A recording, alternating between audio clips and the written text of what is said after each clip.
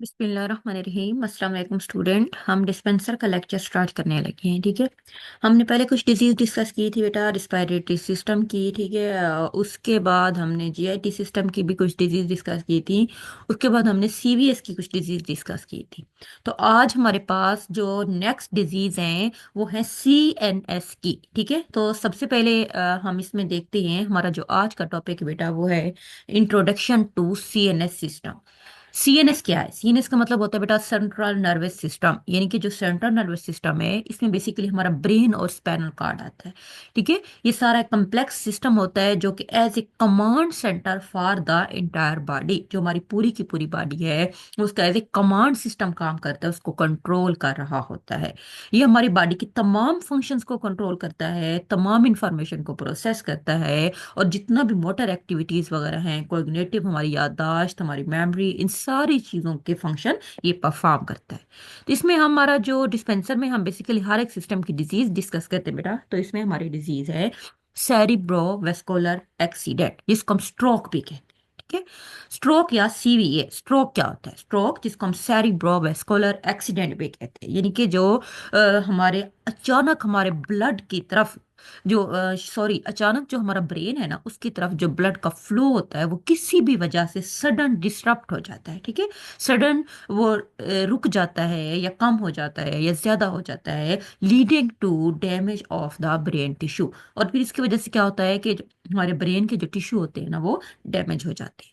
This can result from, ये किसकी वजह से होता है? यानी कि ब्रेन के टिश्यू को जो ब्लड का फ्लो होता है वो नहीं जाता, blocked blood vessels. Blood vessels जो वो वाली जो ब्रेन की तरफ ब्लड लेके जाती है वो किसी वजह से ब्लॉक्ड हो जाती है, तो उसको हम कहते हैं बेटा इस्कीमिक स्ट्रोक, यानी कि अंदर ऑक्सीजन की कमी होती है ब्लड की, तो उसको हम कहते हैं इस्कीमिक स्ट्रोक। या ब्लीडिंग इन द ब्रेन, या समटाइम ब्रेन के अंदर जो ब्लड वेसल्स होती हैं वो किसी वजह से रपर्चर हो जाती है, ठीक है, फट जाती हैं, जिसकी वजह से ब्रेन के अंदर ब्लीडिंग होती है, जिसको हम कहते हैं हेमरेज स्ट्रोक। स्ट्रोक क्या है कि मेडिकल इमरजेंसी होती है और इनको फौरी तौर पर बेटा टेंशन की जरूरत होती है, फौरी तौर पर ट्रीटमेंट की जरूरत होती है ताकि इसके रिजल्ट को हम बेटर कर सके। एट द स्पॉट अपने पेशेंट को हॉस्पिटल डॉक्टर के पास लेके जाना होता है। अस्केमिक स्ट्रोक, अस्केमिक स्ट्रोक की काज क्या है कि बेटा ये ब्लॉकेज या कोई क्लॉट बन जाता है हमारी ब्लड वेसल्स के अंदर जो कि सप्लाई टू द ब्रेन उसकी वजह से होता है।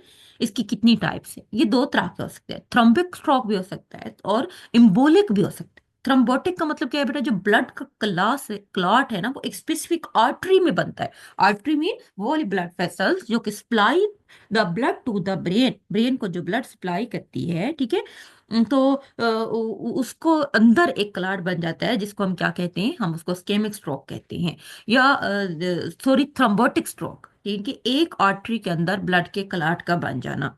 एक हमारे पास आ जाता है बेटा एम्बोलिक स्ट्रोक। एम्बोलिक स्ट्रोक का मतलब क्या होता है कि clot that travels to brain from an other part of body such as heart, इनके बॉडी के किसी दूसरे हिस्से की तरफ। जैसे उन्होंने एग्जांपल दिया बेटा कि अगर हमारे हार्ट के अंदर एक क्या बन जाता है कि ब्लड का क्लॉट बन जाता है लेकिन वो ट्रैवल करके हमारे ब्रेन के अंदर चला जाता है तो उसको हम एम्बोलिक स्ट्रोक कहते हैं। नेक्स्ट हमारे पास है बेटा हेमरेज स्ट्रोक। हेमरेज का मतलब होता है कि ब्रेन के इर्द गिर्द जो ब्लड वेसल्स हैं वो रपर्चर हो जाती है जिसकी वजह से ब्लीडिंग होती है, तो हम उसको कहते हैं हेमरेज स्ट्रोक। इसकी भी दो टाइप्स होती है, इंट्रासेलुलर यानी कि विद इन ब्रेन टिश्यू। ठीक है, इंट्रा सेरिब्रल हेमरेज का मतलब होता है कि ब्रेन के टिश्यू के अंदर ब्लीडिंग होना। सब रेक्नोइड हेमरेज, सब रेक्नोइड हेमरेज का मतलब है कि bleeding space between the brain and the thin layer covering the brain. Brain के हमें पता है ना, जो एक मेम्ब्रेन होती है थिन जो हमारे ब्रेन को कवर करती है, जिसको हम मेनिंजेस कहते हैं, तो उनके दरमियान और ब्रेन के दरमियान जो जगह होती है उसके अंदर ब्लीडिंग का हो जाना। रिस्क फैक्टर क्या है? यानी कि ये जो बीमारी है स्ट्रोक की, ये किस वजह से ज्यादा होती है बेटा? उन लोगों में जिनका बीपी हमेशा हाई रहता है, जिनको हम हाई ब्लड प्रेशर के पेशेंट या उनको हाइपरटेंशन के पेशेंट कहते हैं। स्मोकिंग जो लोग करते हैं उनमें ये क्लॉट बन जाता है। डायबिटीज के पेशेंट जो होती हैं उनमें कॉम्प्लिकेशन ज्यादा हो सकती हैं। आर्टियल फिब्रेशन, जिनके जिनके हार्ट की बीमारी होती है जिन पेशेंट्स को। ठीक है, और एज और जेंडर के लिहाज से भी इंक्रीज एज के साथ साथ खास तौर पर मेन जो होते हैं वो एज ए हाई रिस्क होते हैं then the perimenopausal women. Perimenopausal का मतलब होता है जो लेस देन 50 ईयर की एज की वोमेन्स होती हैं। अच्छा, उसके बाद हमारे पास है बेटा इसकी अलामत, इसको हम फास्ट से शो करते हैं, ठीक है। एक्रोनम फास्ट का मतलब एफ मीन फेस के ऊपर सबसे पहले सडन इसका इफेक्ट पड़ता है, फेस एक जगह पे वीक होना शुरू हो जाता है, फिर बाजू को ऊपर वो इफेक्ट करता है जिसको हम ए, इनके आर्म्स, स्पीच, फिर एकदम हमारे बोलने में डिफिकल्टी होती है। And time is crucial. Time का मतलब क्रूशियल क्या है कि फौरी तौर पर बेटा इमीडिएटली अटेंशन की जरूरत होती है, मेडिकल की तरफ जाने की जरूरत होती है, ताकि जो सिम्टम है हम उसको टाइमली ऑब्जर्व करके उनको ट्रीट कर सके। डायग्नोसिस कैसे है बेटा, क्लिनिकल असेसमेंट हमने करनी है, पेशेंट को लेके जाना, उसके अलामत को चेक करता है जो डॉक्टर होता है, ठीक है। मेडिकल हिस्ट्री उसकी देखता है, फिजिकल एग्जामिनेशन करता है, फिर एमआरआई करता है, सीटी करता है बेटा, ठीक है। जिससे पता चल जाता है कि क्लॉट किस टाइप का है, उसकी लोकेशन क्या है, ये सारी चीजें वो फाइंड आउट करता है।